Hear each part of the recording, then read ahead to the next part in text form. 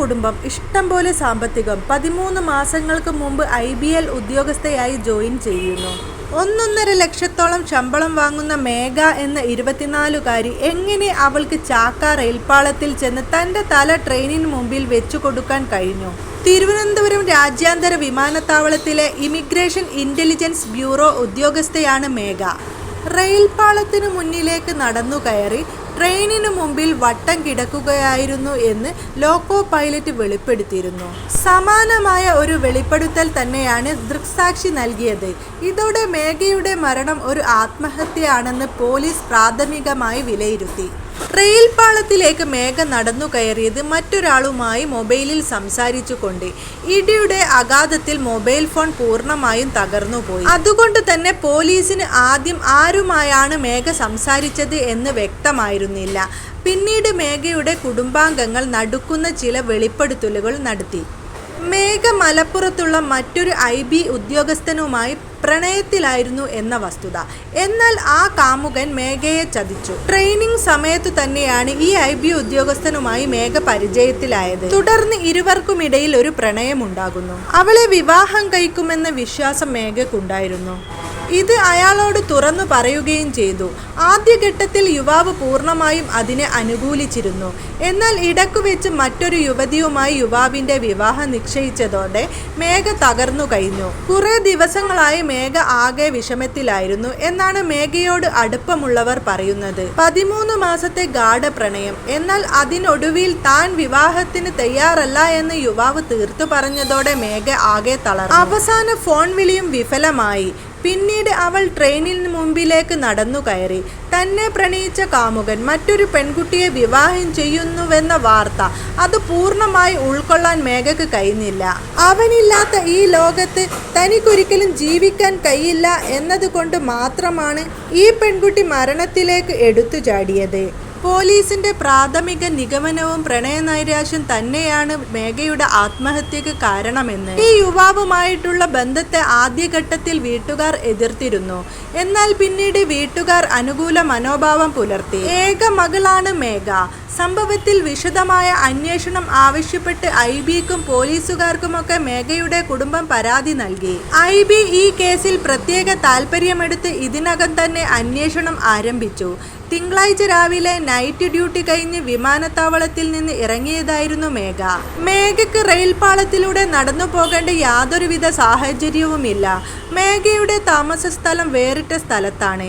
എന്നാൽ ഒരു കോൾ വന്നതിനെ തുടർന്ന് പിന്നീട് അവൾ തൻ്റെ യാത്രയുടെ ദിശ മാറ്റി. മേഘയെ അത്രയധികം വേദനിപ്പിക്കുന്ന, ജീവിതം തന്നെ മടുപ്പിക്കുന്ന എന്തോ ഒരു കാര്യം ആ ഫോൺ വിളിച്ച ആൾ പറഞ്ഞിട്ടുണ്ട്. തിരുവനന്തപുരം പേട്ടയ്ക്കും ചാക്കും ഇടയിലെ റെയിൽപ്പാളത്തിൽ തിങ്കളാഴ്ച രാവിലെ 9:15 ട്രെയിൻ തട്ടി മരിച്ച മേഘയെ കണ്ട് സഹപ്രവർത്തകരും നാട്ടുകാരുമൊക്കെ നടുങ്ങി. മൃതദേഹത്തിൽ നിന്ന് ലഭിച്ചത് bureau of civil aviation ID card. തിങ്കളാഴ്ച രാവിലെ കൊല്ലത്ത് നിന്ന് തിരുവനന്തപുരത്തേക്ക് വരികയായിരുന്ന ജയന്തി ജനത എക്സ്പ്രസ് ട്രെയിൻ കടന്നു വന്നിരുന്നതിനിടയിൽ ഫോണിൽ സംസാരിച്ചു നടന്നു വന്ന മേഘ പെട്ടെന്ന് റെയിൽപ്പാളത്തിലേക്ക് കുറുകെ കിടന്നു എന്നാണ് ലോക്കോ പൈലറ്റ് പറയുന്നത്. പത്തനംതിട്ട അതിരുങ്കൽ കാരക്കാംകുഴി പൂഴിക്ക് വീട്ടിൽ റിട്ടയർഡ് ഗവൺമെന്റ് ITI പ്രിൻസിപ്പൽ മധുസൂദനന്റെയും പാലക്കാട് കളക്ടറേറ്റ് ജീവനക്കാരി നിഷയുടെയും ഏക മകളാണ് മേഘ. 1 മാസങ്ങൾക്ക് മുമ്പ് കാരക്കാംകുഴി ക്ഷേത്രോത്സവത്തിൽ പങ്കെടുക്കാൻ മേഘ നാട്ടിലെത്തിയിരുന്നു. മേഘ പൊതുവെ അപ്പോൾ മ്ലാനവതിയായിരുന്നുവെന്നാണ് മേഘയുടെ പിതാവിൻ്റെയും സഹോദരൻ പറയുന്നത്. അവൾക്ക് എന്താണ് സംഭവിച്ചത് എന്ന് മനസ്സിലായില്ല. എന്നാൽ നാട്ടിലെത്തിയ അവൾ ആരോടും സംസാരിച്ചിരുന്നില്ല. മുഖം കുനിച്ചിരുന്നു. അവൾക്ക് വല്ല പനിയും ജലദോഷവുമാണ് എന്ന് ഞാൻ കരുതി. ഡൽഹിയിൽ നിന്ന് ഫോറൻസിക് സയൻസ് കോഴ്സ് പൂർത്തിയാക്കിയ മേഘ 1 വർഷം മുൻപാണ് ഇമിഗ്രേഷൻ ഇന്ത്യൻസ് ബ്യൂറോയിൽ ജോയിൻ ചെയ്യുന്നത്. നല്ല ജോലി, വീട്ടുകാർക്കൊക്കെ വലിയ സന്തോഷം. മകൾ ഏതെങ്കിലും തരത്തിൽ മാനസിക സമ്മർദ്ദം അനുഭവിച്ചതായി തങ്ങൾക്ക് അറിയില്ല എന്നാണ് പിതാവ് പറയുന്നത്. കഴിഞ്ഞ ദിവസം അവൾ വീട്ടിലേക്ക് വിളിച്ചിരുന്നു. യാതൊരുവിധ ഭാവവ്യത്യാസവും ഇല്ലായിരുന്നു അവളുടെ സംസാരത്തിൽ. സംഭവ സമയം മേഘ സംസാരിക്കുന്നത് കാമുകനോടാണ് എന്ന് പോലീസ് ഉറപ്പിക്കുന്നു. ഇതാണ് ഇപ്പോൾ മലപ്പുറം സ്വദേശിയായ IB ഉദ്യോഗസ്ഥനിലേക്ക് സംശയങ്ങൾ നീളാനുള്ള കാരണം. ജോഗ്പൂരിലെ ട്രെയിനിങ്ങിന് വെച്ച് ഇരുവർക്കും തമ്മിൽ പരിചയമുണ്ട്. രണ്ടുപേരും ഒരേ സ്ഥലത്ത് ജോലി. പരിചയം ക്രമേണ പ്രണയത്തിലെത്തി. ഇവർ തമ്മിലുള്ള ബന്ധവും ഇവർ തമ്മിലുള്ള പ്രശ്നവും പൂർണ്ണമായി അന്വേഷിച്ചറിയേണ്ടതുണ്ട്. സൈബർ പോലീസിന്റെ സഹായത്തോടെ കൂടുതൽ വിവരങ്ങൾ ശേഖരിക്കുമെന്നാണ് പോലീസ് പറയുന്നത്. IBയിലെ സുഹൃത്തുമായാണ് മേഘ ഏറ്റവും ഒടുവിൽ സംസാരിച്ചിരുന്നത് എന്ന് പോലീസ് സ്ഥിരീകരിക്കുന്നു. മേഘയും ഈ സുഹൃത്തും തമ്മിലുള്ള വാട്സപ്പ് ചാറ്റുകളും മറ്റ് രേഖകളും മൊബൈൽ ഫോൺ സംഭാഷണങ്ങളും ഒക്കെ ഇനി റീട്രീവ് ചെയ്യണമെങ്കിൽ അത് സൈബർ വിദഗ്ധരുടെ സഹായത്തോട് മാത്രമേ കഴിയൂ. ഇന്നലെ തന്നെ IBയും രംഗത്തെത്തി വിശദമായ തെളിവെടുപ്പാണ് ഇപ്പോൾ ഈ വിഷയത്തിൽ IB നടത്തുന്നത്. മെഡിക്കൽ കോളേജ് ആശുപത്രിയിൽ പോസ്റ്റ്മോർട്ടത്തിന് ശേഷം മൃതദേഹം ബന്ധുക്കൾക്ക് കൈമാറി. കലഞ്ഞൂരിലെ വീട്ടിൽ മേഘയുടെ മൃതദേഹം എത്തിക്കുമ്പോൾ പൂർണ്ണമായി തകർന്നു പോയിരുന്നു ആ കുടുംബം.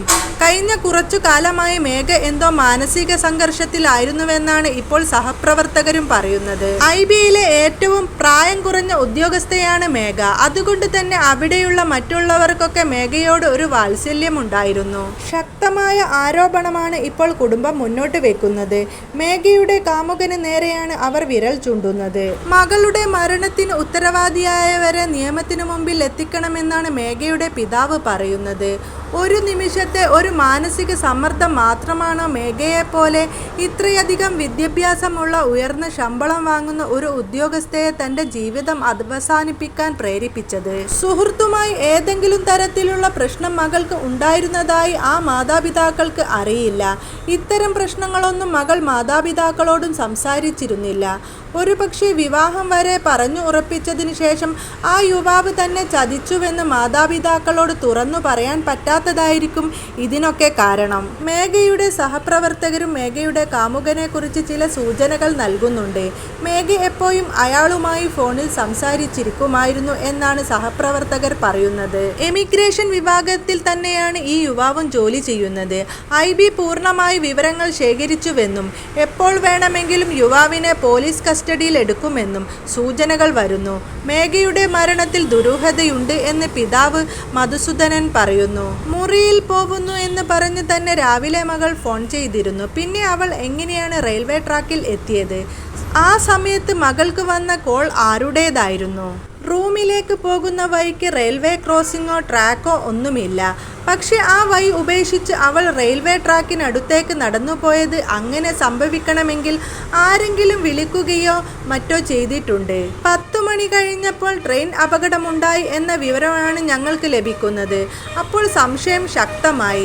അപ്പോഴാണ് സംശയങ്ങൾ ഏറി വന്നത്.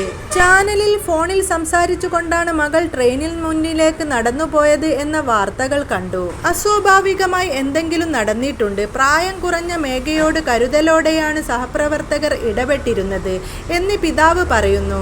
24 വയസ്സ് കഴിഞ്ഞതല്ലേയുള്ളൂ. അവളുടെ വിവാഹത്തെക്കുറിച്ചൊന്നും ഞങ്ങൾ ചിന്തിച്ചിട്ടില്ലായിരുന്നു. എന്നാൽ സഹപ്രവർത്തകർ പ്രണയബന്ധത്തിൽ നിന്ന് പിന്മാറിയതാണ് മേഘയുടെ ആത്മഹത്യക്ക് കാരണമെന്ന് മേഘയുടെ ബന്ധുക്കളോട് പറഞ്ഞു.